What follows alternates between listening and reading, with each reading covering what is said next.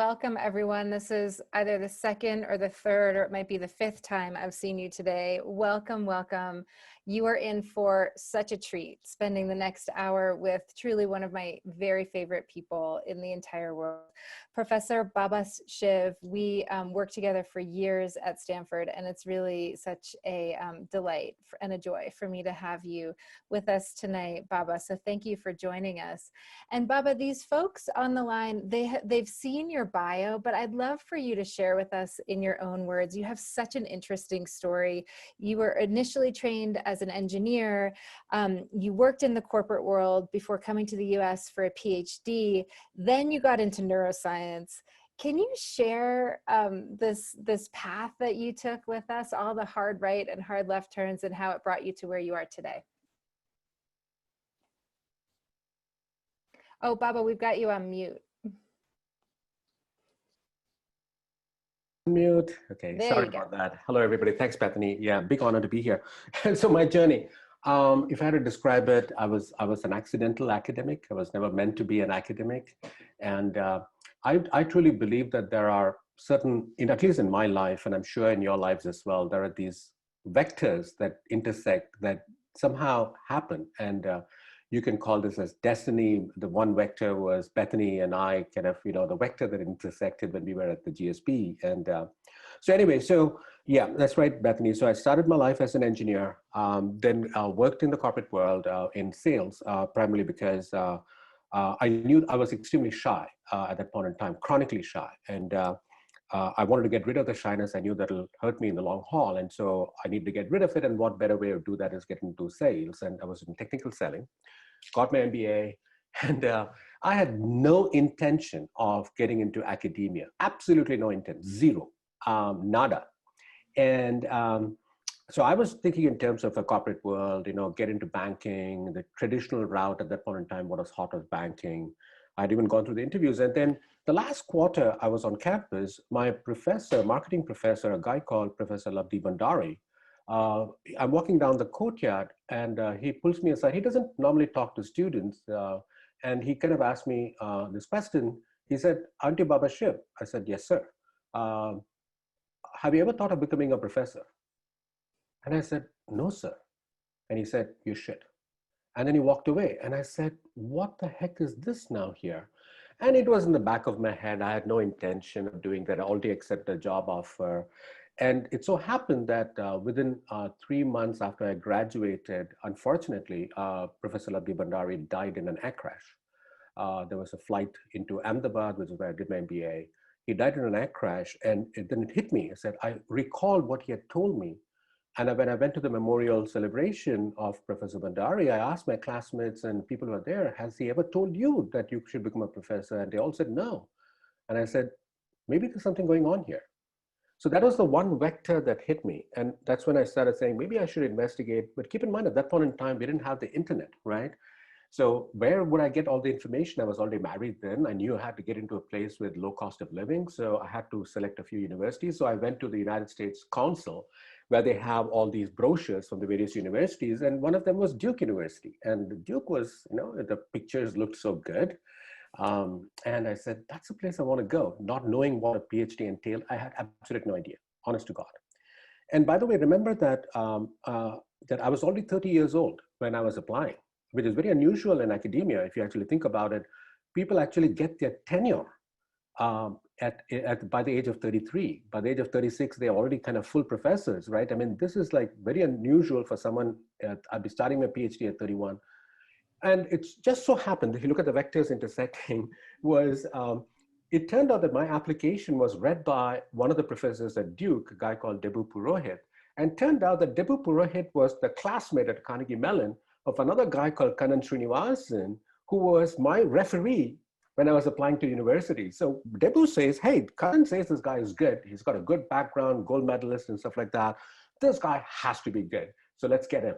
And that's how I got into, I had no idea. In fact, I still remember the first day I went into the Fuqua School of Business, my to-be advisor, Jim Bettman, who was also the PhD director, comes down to the PhD study area, sits in front of me and he says, okay, so are you behavioral or are you quant? And I'm looking at him with a blank face. What are you talking about? I have no idea what you're talking about. And he said, okay, you know what? The curriculum is going to be very different. You have to decide. And it turned out that was one of the best decisions that I made, because at that point in time, Duke University and a few other schools like Stanford, Berkeley, and Cornell was at the epicenter of an emerging field of research that is today called behavioral economics. So it was being at the right time, at the right place. And my advisor, Jim Bettman, had gotten into the study of emotion. And that's where I got into the bandwagon very early on. And I did my pioneering work, not considered by me, but by the field, pioneering work in the role of emotion in decision making. And then, yeah, I knew that the next wave of research is going to come from the brain sciences. I scanned the horizon. I had offers coming from Berkeley. These were assistant professor offers coming from Berkeley, Wharton, Chicago, et cetera. I turned all of them down to go to the University of Iowa because I wanted to get into the brain sciences. I got my tenure at Iowa in 3 years, and then started doing work in the neurosciences. There was a gentleman called Antonio Damasio out there. So again, see the vectors intersecting out here. Antonio Damasio took a liking for me, and that's how I got into the neurosciences. And then Stanford came after me, informally, of course, you know how it works in academia, informal channels. They came after me in '99 and said, would you be willing to come over here to Stanford? I said, well, if I get tenure, I will come, because I already had tenure at Iowa. And they said, you don't have the track record research-wise to get tenure here. You know that. I said, yeah. So whenever you guys think that you're ready, I mean, let me know. And then they came back in 2003, and then again in 2004, and they came with a tenured offer. That's how I came to Stanford. Baba, your story, you're describing it as vectors, but it reminds me of that phrase, luck is preparation meeting opportunity. So I truly believe in that. Yeah, yeah. Yeah. Being at the right place at the right time, and also taking advantage of the opportunities that are given to us, right? Yeah. So, Baba, I want to get into some of your research around neuroscience, around the brain and emotion.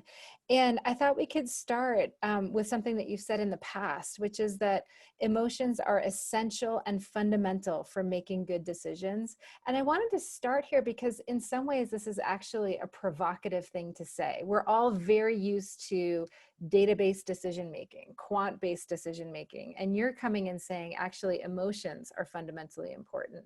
Can you talk to us a little bit about those findings? Sure. It's kind of a provocative and controversial statement. I'm not saying that rationality doesn't matter, and we'll talk more, hopefully we'll talk more about that as we go along. But at the end of the day, if you actually look at the human brain at the end of the day is no different than an animal's brain when it comes to decision making, when it comes to behaviors, etc. In the sense that whether we like it or not, most of human decisions and behaviors, right? If you ask me to put a number to this based on all the evidence out there, I would conjecture, it's only a conjecture, that something like 90 to 95% of human decisions and behaviors are constantly being shaped non-consciously by emotional brain systems that we share with other animal species, even important decisions.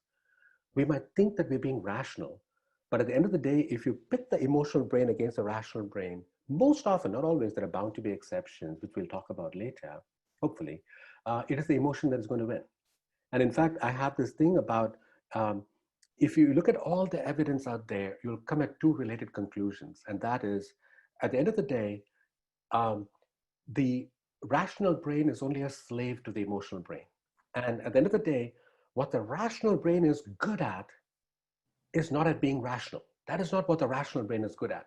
What the rational brain is good at is at rationalizing what the emotional brain has already decided to do, right? It's a great rationalizer. It constructs all these narratives.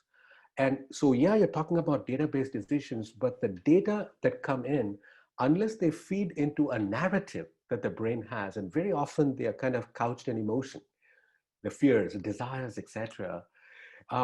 You got to recognize that if emotion is playing such an important role when we're designing solutions for leaders, for customers, etc., we have to recognize the fact that the emotional brain has such a profound impact on human decisions and human behaviors. Mm-hmm. And Baba, I want to unpack this a little bit further.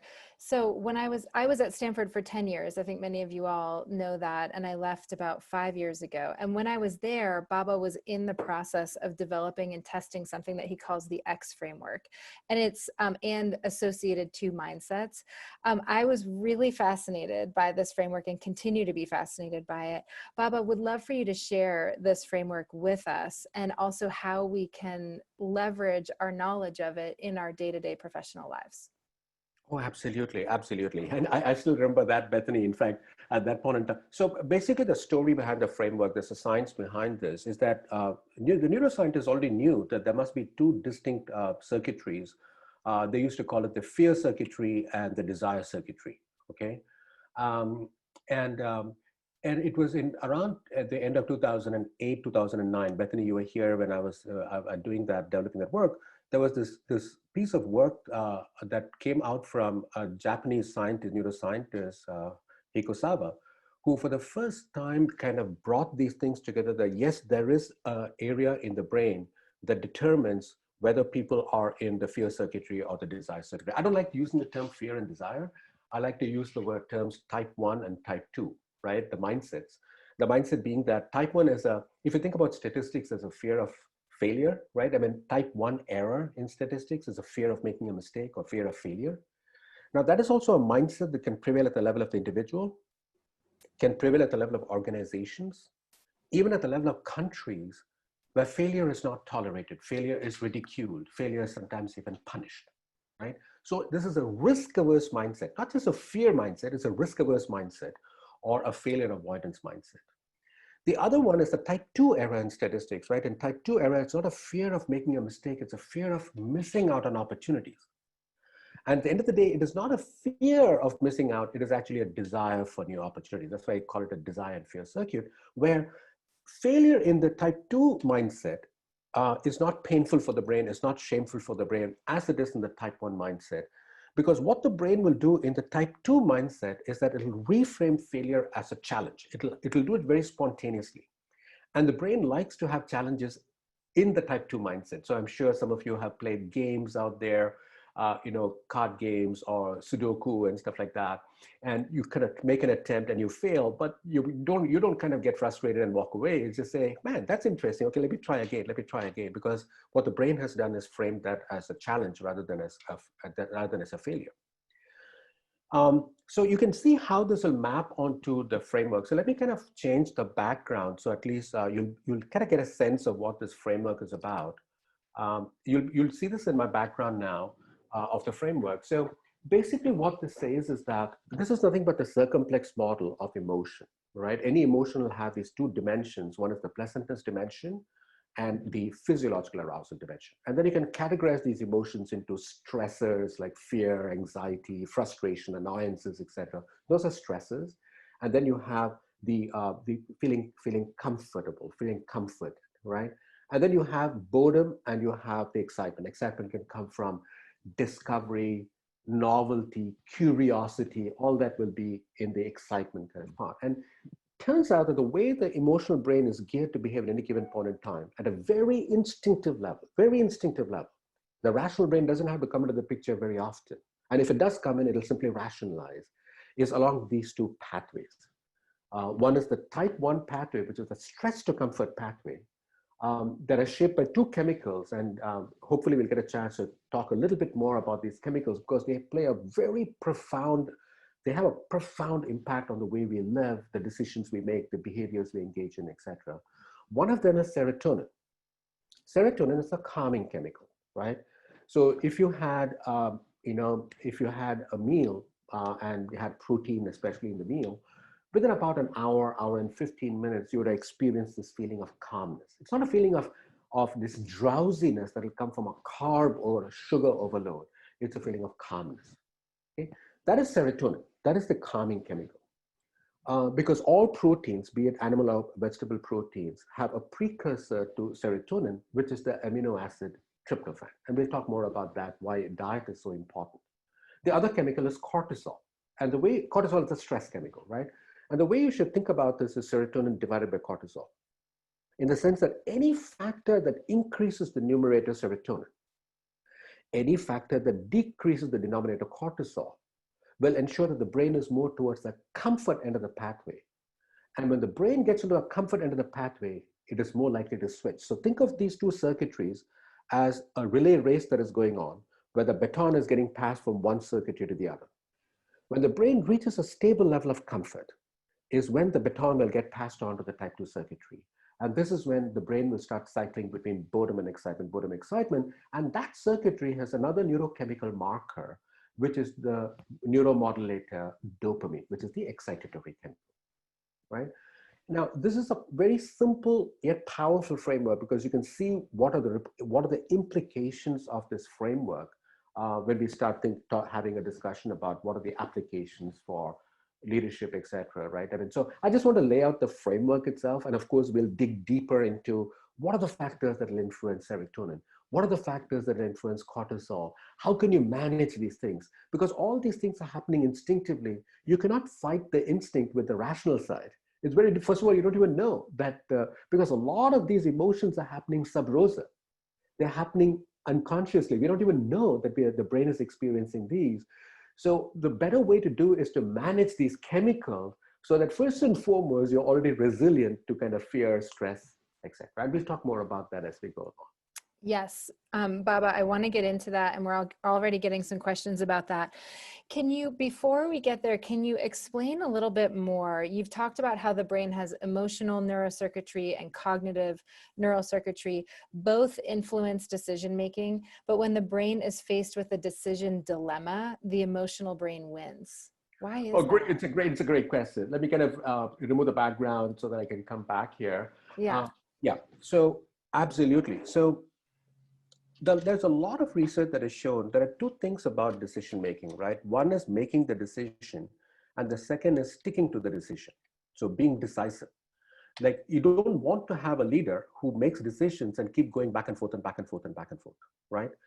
And there's a lot of research that shows that if you are purely rational in trying to make the decision and you completely get rid of the emotional side. How do we know that? We look at brain damage patients. That's what I did when I was at the University of Iowa, where these are people who have suffered a stroke. It destroys areas of the emotional circuitry. And then we have another patient control group, they also suffered a stroke, but didn't remove aspects of their emotional circuitry. And what you'll observe in these people is that they don't have the emotional brain at all. It's completely gone. They'll be able to make decisions, but they'll be unable to stick to their decisions. They won't be decisive. They'll go back and forth and back and forth and back and forth. And therefore, for you to emerge from your decision feeling very decisive, feeling very confident, it is emotion that plays a critical role in giving rise to that outcome, right? Now, keep in mind that the rational brain has a role to play, because when you think about making decisions, you don't want to fall prey to emotional biases up front, because keep in mind, emotion will also completely result in a whole host of biases, especially in the due diligence stage, right? When you're making this due diligence, you're getting information out there, you're evaluating the very options, you really want to keep emotion out of the picture as much as possible. And that's why you got to bring in the rational brain out there. Don't get swept away by the emotion during that phase. And if possible, if you are part of that decision, you're bound to fall prey to emotion, the fears, desires, etc. Have someone else, maybe a good friend of yours, who's not as invested in that decision, to do the due diligence for you. Just the usual kind of things that I talk about. What are the pros? What are the cons? Get all the information out there. And then once you're done the due diligence out there, in general, what is going to happen is that there won't be a clear winner. That's the nature of the game in often, right? You'll have one option that is good on certain dimensions, bad on certain other dimensions. Option B is bad on the dimensions these things are good at. And so you'll have, and you're going back and forth and back and forth and back and forth. That is where you have to start bringing in emotion to the picture. Assuming, of course, that both these options have passed the threshold in your due diligence process, right? You got to set some kind of benchmark to say, if it goes above this benchmark or threshold, as I call it is okay to use any kind of rule that you advocates use emotion. And the most effective way to do that, just from a practical sense, is if you're faced with a very important decision that has got huge consequences for you, for your job, for your personal, professional lives, etc. What you do is that you're done the due diligence. Hopefully you have had someone else do the due diligence for you so that your emotion has not biased the due diligence process. There you go. What you do is take the weekend off. Uh, Allow the information to percolate. Set a deadline. Before even you do that, set a deadline. Deadlines are very critical. If you don't set a deadline, remember I talked about the X framework and you talk about comfort. What are the things that bring about comfort? Familiarity, trust, validation, low risk options, and very often no risk options. And what is a no risk option in a decision? A state of indecision. So what will happen is that if you don't set a deadline out there, your brain will keep procrastinating. Procrastinating is very comforting for the brain. It doesn't have to, so kick the can down the road. Let's deal with it later. So you set a deadline. Monday, I'm going to call the whoever it is and make a commitment that I'm going to announce my decision. Take the weekend off, allow the information to percolate. You wake up on Monday morning, your gut will tell you which way to go. And if your gut is still not telling you which way to go, do the following. Take a fair coin. Heads is option A, tails is option B. Toss the coin. It's not about the outcome, but listen to your gut when that is happening.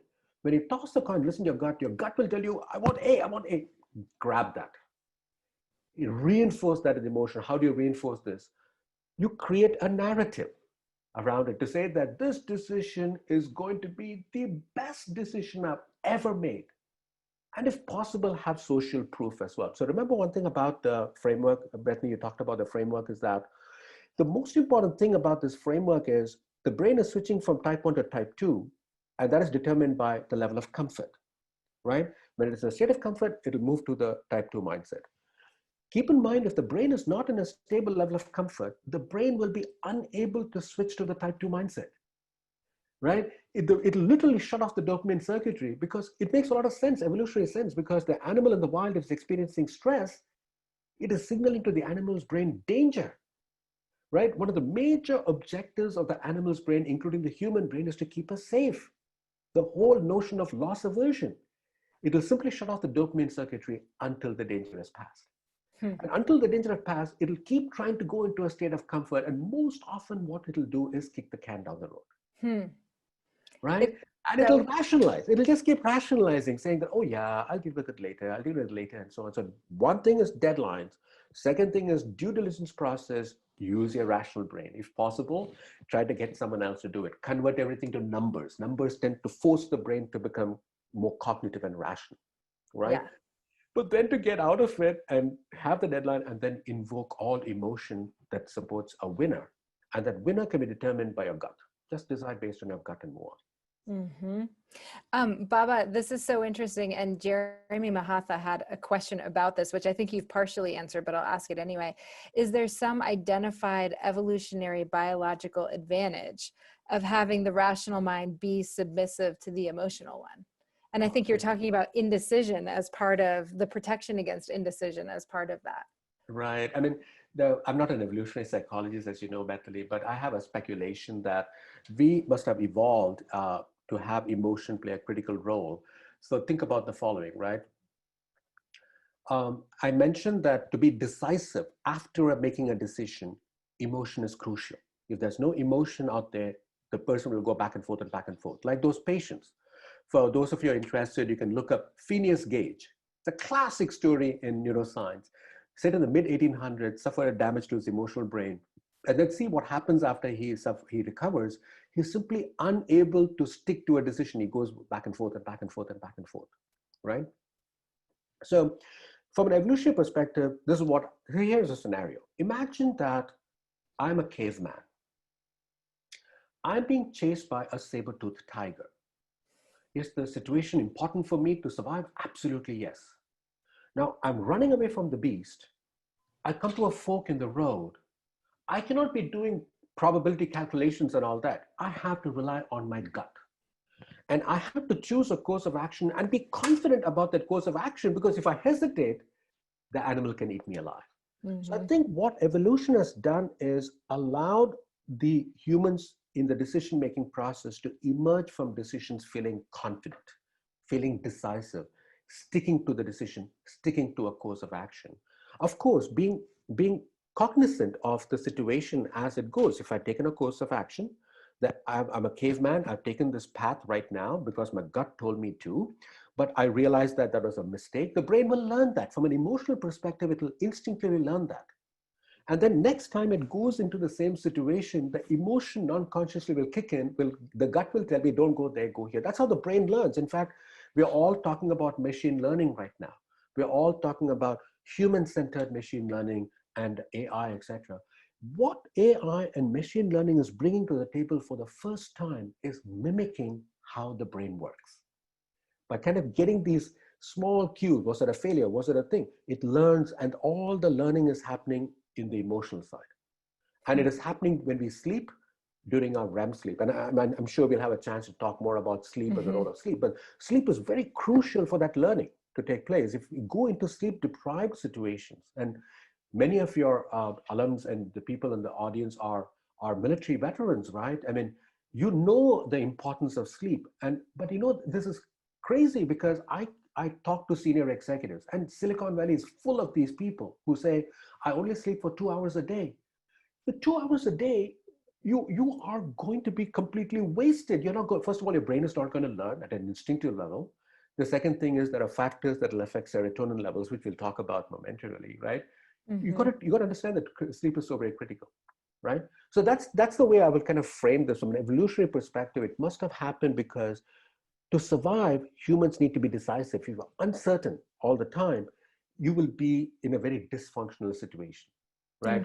Constantly kind of postponing decisions and so on. Okay, thank you, Baba, for fleshing out the emotional brain versus the rational brain. And now I want to kind of come back and use it to come back to this discussion about neuromodulators like serotonin and cortisol. And you've said that these neuromodulators actually determine who we are, even to the level of determining who we are in the morning versus who we are in the afternoon, you know, and just really being aware of what's going on inside of our bodies and our minds and being able to harness that as professionals. Can you talk to us more about what you mean by that? Absolutely. Let me put this thing background back so Yeah. at least people can see the background.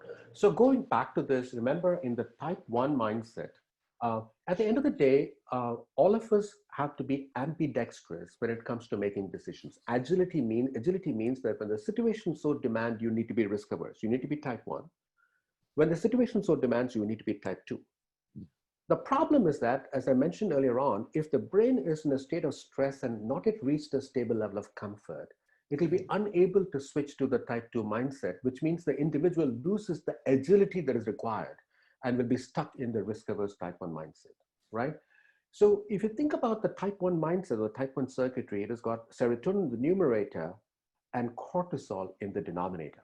So we've got to think about what are the factors that will systematically influence the numerator and the denominator. So you talked about the time of day. Has a huge impact. When we wake up in the morning, if you had a good night's rest, of course, and we'll talk about sleep momentarily if we have the time, is that your serotonin levels will be at their peak. As the day begins to progress, their serotonin levels will begin to drop, right? Which means the numerator is dropping. What that means is that for an individual, or if you're trying to influence someone, right? The best time to be making that pitch to that person is going to be in the morning, assuming, of course, that person has had a good night's rest, of course, that you pitch in the morning, because this is when that person is going to be more open to a type 2 kind of a mindset, because the serotonin levels are naturally very high. The same thing in terms of brainstorming. Bethany, remember when you were at, you're a classic type 2, by the way, Bethany. I mean, when you were at Stanford, the number of things that you did on the type 2 side.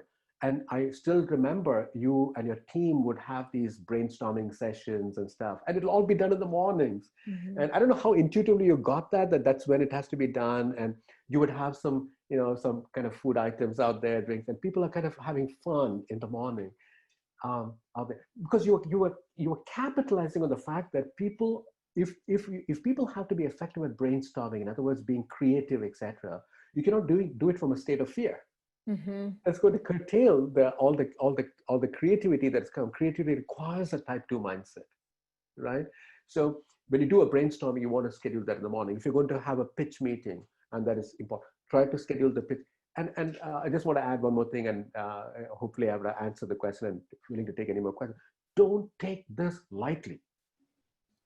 One of my colleagues, Jonathan Levav, did this research on judges in Israel making parole decisions. Prisoners, are they going to be let go on parole, or are they going to be back into the slammer? And what he documents is that if the judge is making the decision in the morning or after a meal, but morning is the most important thing, or a meal, there is a 64% likelihood that the prisoner is going to be let go. And then it drops from 64% to 0%. To 0%. I mean, of course, think about the poor prisoner, right? Coming at the wrong time. That's the kind of thing. But so at the end of the day, what they have done based on this research, such an impact it had, is that they changed the protocol for the judges, that between hearings, you got to take a nap, or you got to do some meditation, and we can talk about that. You might want to have something in your diet, eat something, have some snack between hearings, so that each prisoner has got roughly the same chance of being let go. Wait, so Baba, what this means is, if we need to be sort of creative and team-based and high energy, we want to schedule all of that in the morning as professionals. And if we need to influence someone to make a bigger decision with bigger ramifications, we also want to schedule those types of conversations in the morning. Interesting. Because we're all willing to take more risk in the morning. Correct. Because we are willing to take more risk and chances. That also applies, by the way, to new behaviors. So if an individual wants to adopt a new behavior as a process of developing a new good habit out there, you want to have the new behavior be engaged in the new behavior in the mornings, or preferably over the weekends, because generally in weekends that's when we get, in general, kind of sleeping in. We kind of tend to recover some bit of the sleep debt that we have incurred over the week. Because in the morning, I have serotonin levels that are high, which means I'm comfortable, which means I have the flexibility to switch into that type 2 mindset that's driven by excitement. That's right. Viewing risk as excitement, sort of the Sudoku risk that you talked about. Right. Okay, That's really interesting. That's right. It viewing risk as being exciting, because risk is more seen as a challenge, and how can I deal with the challenge rather than kicking the can down the road. Yes, exactly. And you have found that it's not just sleep that influences these levels of the neuromodulators. Yeah, at the time of day, apart from time of day, age makes a big difference. So I don't know how many of the people in the audience, and Bethany, I'm sure you're not there as yet, is as we grow older, the numerator serotonin levels are fairly stable. You hit a particular age, there's a dramatic drop in the numerator serotonin. And that age is roughly 50. We don't know why. It just must be nature's way of saying, you're done. Move on, kind of thing, right? Let the next generation come in. But there's systematically, now what it means is that if someone is about the age of 50, they have to be doing other things with their lives to make sure that the serotonin levels are high, dopamine levels are high, etc. If they're not doing that, it's not only going to affect the decision-making ability, but it's also going to affect, it can give rise to other kind of, now this framework is not about mental disorders, but has ramifications for that, because if you don't take care of other things like meditation, fitness, yoga, and sleep, etc., and if your serotonin levels are declining, and it's not maintained high levels, you fall prey to depression. Right? This is age onset depression, as it is referred to. Second one is age onset Parkinson's disease, which comes from the dopamine side. So while the framework itself originally, Bethany, was not intended for kind of making predictions about disease, it has a profound implication for disease as well. In fact, if anyone is interested in, just curious about the science, curiosity means you're type 2.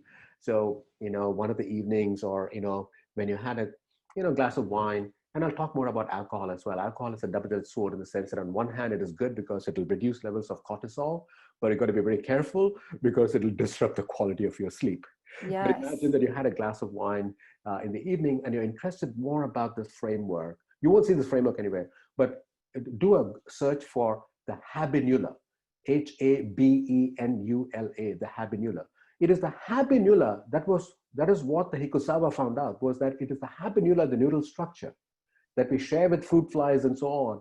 It is the one that is shifting the brain, switching the brain from the type 1 to the type 2 mindset.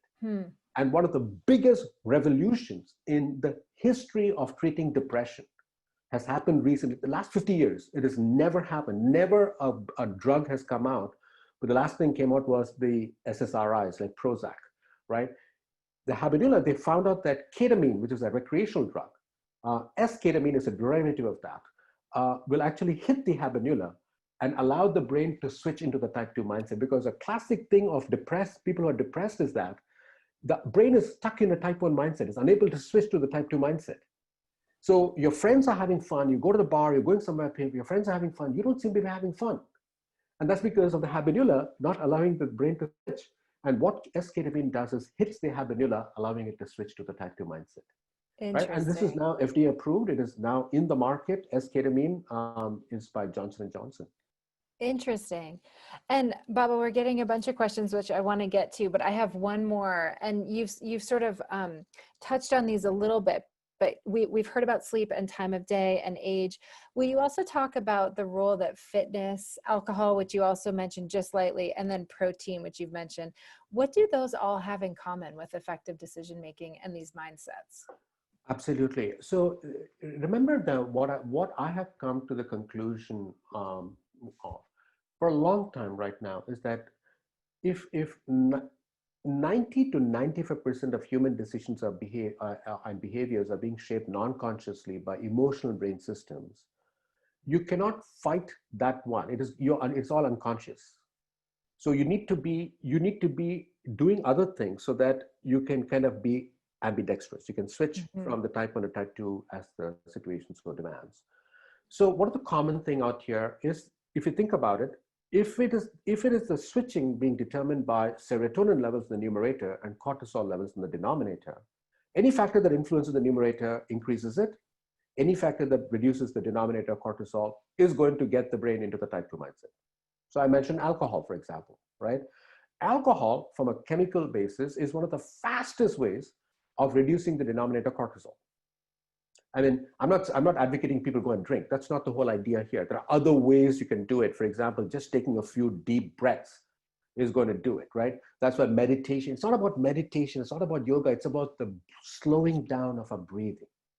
And what that does is that if you regularly practice this, your brain will become a lot more resilient to stress, which means less of the denominator cortisol, which means the brain can start switching into the type 2 mindset. And therein comes sleep. Sleep is the same kind of thing. If you think about sleep, has got several components to it, light sleep, and then it'll get into the slow wave, deep sleep, and so on. One critical element is what is called deep sleep or restorative sleep, right? It is called restorative because this is when all the tonic levels of serotonin, dopamine, etc. are coming back to normal, right? They've been used up during the day, you sleep, now they're all getting replenished, right? Now, if you consume alcohol, that's why I said there's a double-edged sword, or you don't get good enough sleep out there and you sacrifice sleep for doing something else, and you don't get this deep sleep or restorative sleep, then the brain doesn't have a chance to kind of get these chemicals back to normal, which means that you're going to wake up the next day being stuck in a risk-averse type 1 mindset, losing that agility that is needed to switch from one to the other, right? Which is precisely why, and the people, the military veterans know about this, right?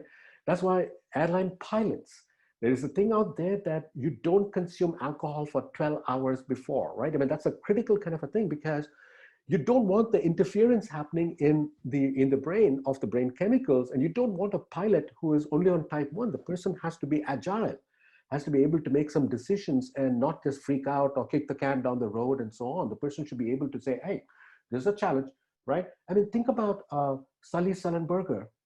Remember the classic thing, he landed on the Hudson and Tom Hanks enacted Captain Sullenberger? See how calm he is. And in one of the interviews he said, yeah, one thing that he kind of considers to be too precious, anything that he does, and I totally agree with him, is get quality sleep, right? So that is the common element. In the case of in the case of sleep, it is on the numerator serotonin side. In the case of fitness, also it's on the serotonin side, right? We all feel good after a workout. And for a long time, people thought this was because of the release of endorphins in the brain, right? We know of the endorphin hypothesis. Now, keep in mind that endorphin stands for endogenous morphine. It's a brain's way of dealing with pain in the body. The brain naturally releases these chemicals to deal with pain in the body. For someone to have an endorphin release, they have to be running a half marathon. The body has to be in pain. Or you got to be having some really spicy chili peppers, right? Your mouth is on fire. Endorphins will start getting released, and that's where we get the endorphin high after having this thing, right? Turns out the reason we feel good after a workout is not about the release of endorphins. In most circumstances, it's because if you get into, let us say you go for a brisk walk for about 10 to 15 minutes, the heart muscles will start releasing a peptide. It's called atrial natriuretic peptide, it's ANP, which is a vasodilator. It dilates our blood vessels. Makes a lot of sense. If you're kind of engaging in some brisk activity, there needs to be more oxygen flowing to the cells and nutrition and so on. Turns out that ANP is also a precursor to serotonin. And that's why now it has been clinically proven that to treat depression that comes from the serotonin side, physical activity is as effective as taking SSRIs like Prozac. And that is the mechanism behind it. And the third one, of course, is the diet, right? Don't ignore the comfort aspects of the diet. Everything has to be done in moderation. Unfortunately, we get into the dieting kind of craze. There's one diet here. The brain is craving for comfort, and we all have different comfort foods. Give yourself the license to have a little bit of that. If your comfort food, for example, my comfort food is yogurt rice. Now, if there's any Indian out here, especially South Indian out here, you'll know about this. Most Indians will finish their meal with yogurt and rice. Okay, that's a yogurt rice. And if I'm traveling, and I'm not doing much of travel now, but if I'm flying to any international destination, the first meal I will have when I land in the destination is yogurt rice. I'll go to a local 7-Eleven, buy some yogurt, I get some rice from somewhere, and then just have that, bring myself into a state of comfort. So give yourself the license for that. That is about the denominator cortisol, right? You want to have that comfort. Then comes the serotonin side will be protein. Protein is the way to kind of deal with that. Other one is probiotics. Protein is good quality protein. I'm not saying, meat and stuff like that. If you are vegetarian, if you're vegan, you have a lot of dietary sources of good quality protein, soya protein, etc. Whey protein. If you're vegan, of course, you don't have whey, but you can go for soya protein, etc. Tofu, etc. There are a lot of options out there. If you consume protein, as I mentioned very early on, within about an hour, hour and a half, the last amino acid that will kind of pass the blood-brain barrier is tryptophan, which is a precursor to serotonin. And so you see the linkage of all that now, the importance of sleep, the importance of fitness, and importance of diet. All three are linked to serotonin, but food can also, and fitness, by the way, can also result in cortisol levels going down, because when you're engaged in a fitness activity, you're breathing more heavily. There's a lot of breathing. It's not shallow breathing, it's deep breathing out there, which will also kind of reduce levels of cortisol. Right? Sleep is the same thing. You're resting out there, and like you're not kind of stressed, and so stress levels go down, and it'll kind of reduce levels of cortisol. Baba, this is so fascinating, and I want to get to some of the questions from some of the folks who are here, including Zane Stickle. And he's asking, is there a mechanism you recommend for influencing a leader or a decision-making body about getting to make an important decision, about moving them into a type 2 mindset in order to make an important decision? So are you telling us we should influence these leaders by taking them for a run in the morning and then meeting over a high protein breakfast? Which may not be feasible all the time. It might be feasible. So one of the things that I do, and Bethany, you know about this, is when people ask me, shall we set, of course, this is not in the COVID situation, but when we went in person, people ask me questions like, hey, shall I meet over a cup of coffee? Shall we meet over some lunch or dinner? I'll say, let us meet over a talk. Talk on a walk, talk. right? And Bob Bethany, and I you just did talk, this a couple days ago. yeah, Yeah. I know the talks. Hmm. And if you can actually do it with a thing. But sometimes it's not going to be feasible. Obviously, right? You're working in a large organization. There is an important meeting that is coming up. Remember, again, this is where you have to leverage the framework, next framework, right? You got to look at what are the factors that will bring about comfort. One is the familiar. One is the tried and trusted. Other one is validation. See how you can weave that into the value proposition. What we often end up doing, and that's what we are taught to do as well, is present rational arguments. But keep in mind, the rational brain accounts for only 5 to 10% of human decisions. It is important, don't get me wrong. You want the rational brain to rationalize. So you have to provide enough fodder for the rational brain to rationalize. But first and foremost, you got to play into what the emotional brain is looking for. And in a risk-averse type 1 mindset, the brain is craving for comfort. So you want to weave in the familiar. You want to weave in the tried and trusted. You want to weave in validation. How do you do this? So I'll give you an example. I was teaching in an executive program at Stanford. I was talking about this, and this lady came up to me and said, after I had done with the session, and said, Baba, I'm facing with this problem as we speak. It feels like I'm banging my head against the wall. I'm not able to persuade this person to make a decision. The person keeps kicking the can down the road. What do I do? So I said, okay, first of all, set a deadline. I mean, when the person says, let me think about it, you follow that up and say, okay, I mean, I'll give you 1 day to think about it. Is it okay if I come in tomorrow? And kind of, so you set the deadline. So they can't escape now. But then you had to weave in this. So I kind of crafted the whole thing. So what she did, super smart woman, what she did was she did a lot of homework. You have to do a lot of homework. Where do you get that information from? The biggest repertoire of information is with a person's admin. The admin has a lot of information about the person. When does a person take a meal? What does the person do? And so on, get information and so on. And what she did was she asked the admin, what is something that this person championed, made a decision about, that the person is so proud about right now? And the admin said it was this particular initiative that was ran. What she did was she found out who was in charge of that initiative, who were the people who ran that initiative that was, in that person's mind, very successful. What she did is approach some of those team members and said, hey, I'm planning to do this. Would you like to be part of my initiative? Or at least an advisor to mine? And what she does is goes to the boss and says, hey, you know what? Remember that project that was very successful? 2 people from that team are going to be on this initiative as well. You see the familiarity and trust? And you're riding on the wave of what the person thinks was the biggest success in the past.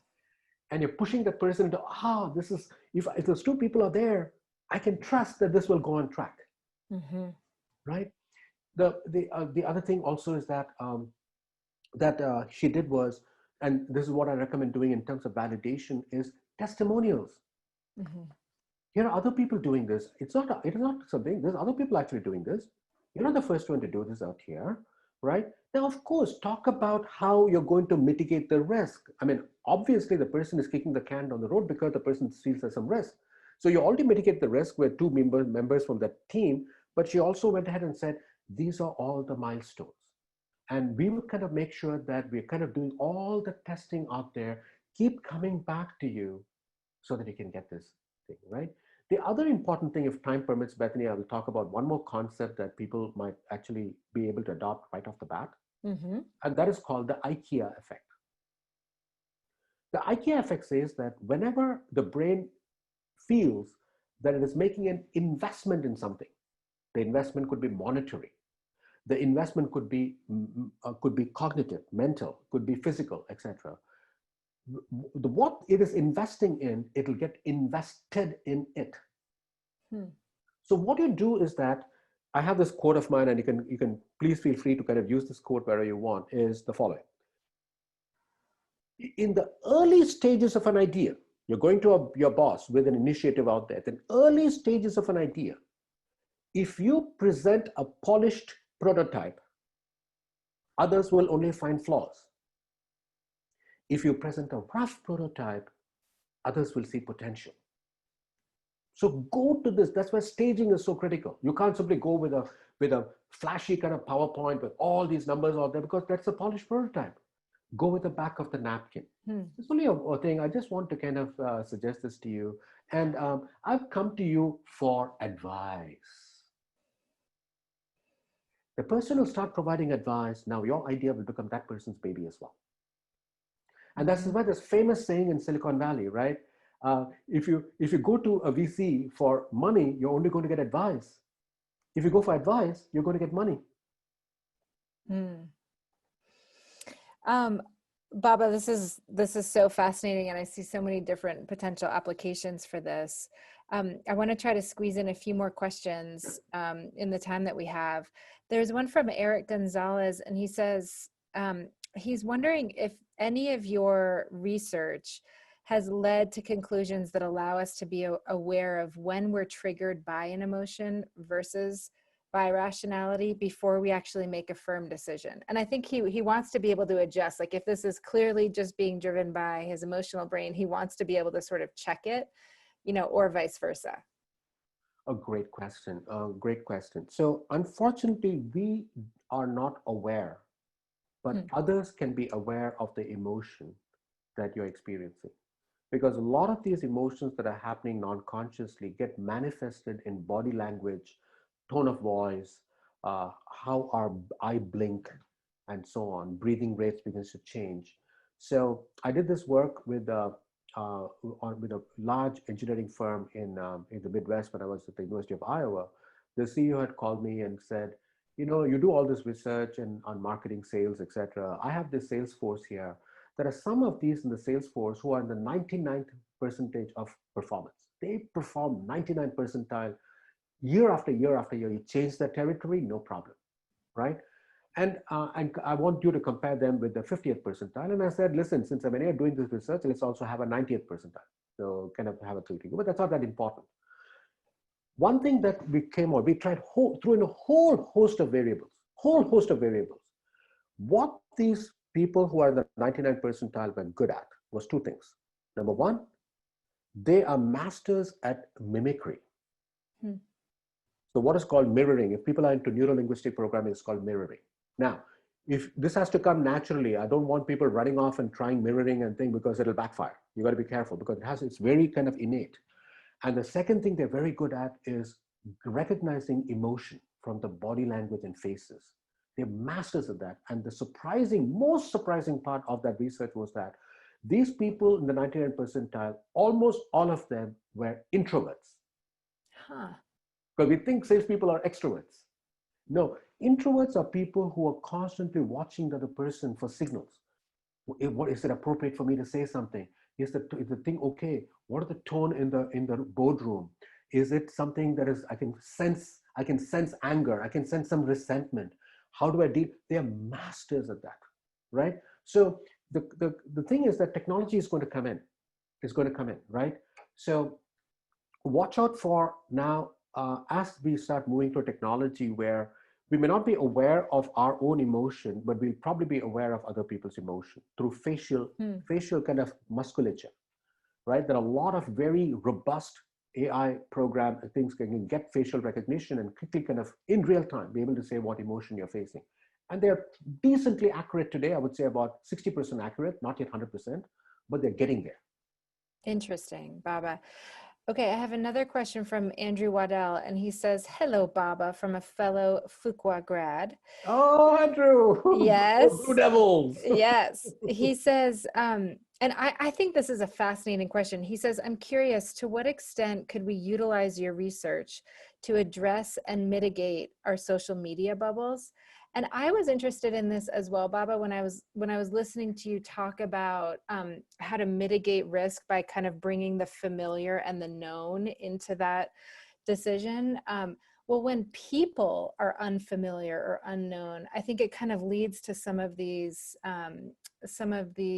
like gaps that we're seeing both in social media, but also in our companies and in our teams.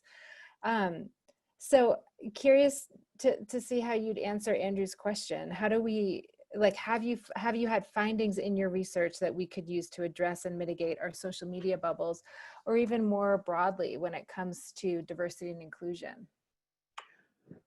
Oh man, I could go on and on and on and on that one. So So remember I said that in the framework, going back to the framework, the, it is very, what I didn't mention is that very often it is not the personality of the individual that will determine the mindset.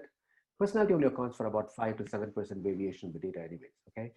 Most of it is a context. And for humans, very often it is the social norms and values associated with the context. It is the social norms and values that will say, if I engage in this behavior, am I going to be punished or am I going to be rewarded? Now, inherently, humans are also tribal in nature. You got to understand that. And when there is pressure, stress that comes in, the first tendency is to go in for members of the same tribe. Yes. You want to listen to people from your same tribe. Now, unfortunately, the politicians have figured it out. So what I do if I'm a politician is invoke fear. And then the tribal instincts will follow. So then if you're fearful, then you kind of vote Republican, you vote Democrat, right? Now, what are the solution to this? That is so crucial a question, Andrew, and I'm glad you asked this. I don't have the magic thing. It is a multi-million-dollar question. If you look at people who are much more open, who are not in their own bubbles and so on, one thing you see is that they have a vast array of interests, and sometimes it goes beyond their comfort zone. Like I'm kind of, if from a political kind of thing, I'm a kind of socially a kind of a liberal, but fiscally I'm conservative. So you don't know where I fall out here. And depending on where things go, I can kind of think, but I always reach out to people on the other side. I want to have a conversation. I go into a bar and I find someone wearing a MAGA hat or something like that. That's okay for me. I mean, I'll go and have a conversation. That's nothing about, I want to learn from you. I mean, I'll give my, it's not a fight that's taking place because I get this understanding of where that person is coming from, right? The wider we are in terms of the other question you got to ask yourself, Andrew, since you posed the question, ask yourself this more fundamental question. How many of you in your network think like you? If everyone thinks like you, then you are in your own social bubble. And that's where you'll gravitate towards when stress comes in. You want to have a network where people have other kind of viewpoints. And one of the biggest kind of things that I have enjoyed about being in academia is exactly that, is that you can kind of walk across with completely different viewpoints and you can challenge them, but you're learning along the way, right? You learn. At the end of the day, you're learning, why is that person coming from that? Why is that person saying what he or she is saying? Yeah. Right. Baba, it also strikes me that this is where that concept of allyship, I think, is so important. And I'll give you just a quick example from BreakLine. When we were first getting started, one of the questions that we heard most often when we reached out directly to veterans was, is this a scam? Because BreakLine sounded like it was too good to be true. Yes. So we had to rely on our vets to be our allies, to help us, right, and be ambassadors for our work. Right. And I think we all can play that role. We can all play that allyship role to establish that trust, that sense of familiarity, which we need to be in the right mindset to be able to take that bigger leap. And that's the beauty of what you're doing, Bethany, at the end of the day is, first of all, what you're doing is just amazing, right? I mean, every time, by the way, when Bethany calls me up and she says, will you give a talk? She's so apologetic. And I'll say, Bethany, don't even do that. I'm going to do it, okay?